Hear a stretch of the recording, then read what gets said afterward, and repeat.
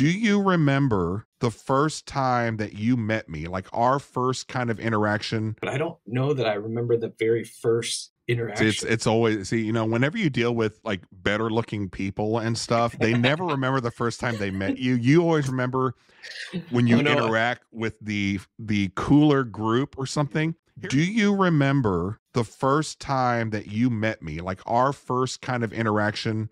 What comes to your mind? Because I have something in my head that I remember you and how we came together. I'm curious. This is a fun game to play with your friends that you've had for 20, 30 years. Ask them, what's the first memory you have of your friend? I'm curious. What is your first memory of us?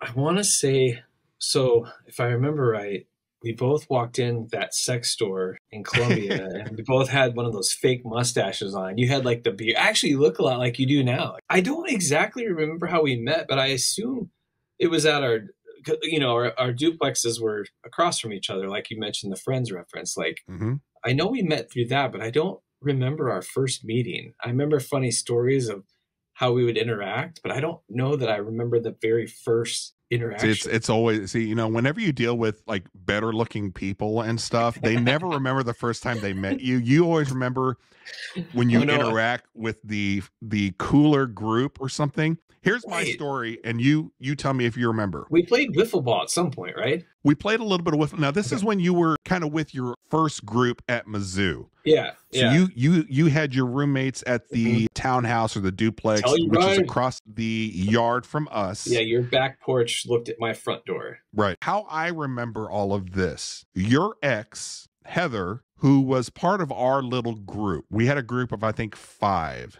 Me, you, Heather, Janice, and then like I say that you're a ridiculously good-looking guy. Lance was 10 times hotter than Greg. So however inadequate I feel around Greg, Greg feels towards Lance. Yeah. I was friends, I think I was classmates with Heather, who's a friend of mine also. Yep. And I don't even know what class that she and I had. Yeah. But she would come over and we would study in my kitchen. That's right. In our townhouse. And I didn't know you at the time. Yeah. Your duplex with the guys that you were living with was side by side with Heather's. And that was for sure like friends. That door was just weird, you know, back and forth. It was just, you guys just went back and forth. Okay. Yep. So Heather and I used to study at my kitchen table. And I remember Greg coming over with a football and he just kind of tossing a football up in the air, and he'd come over and kind of knock on the back screen door and come in. But I think at first I was like, oh, here's the boyfriend just checking to make sure everything's cool or whatever. No. And then I think Greg saw me and is like, yeah, there's nothing to worry about here. But so Heather and I were friends, classmates, we'd study together. And then Greg and I became kind of friendly to the point to where you started letting me watch Blues hockey games over at your place.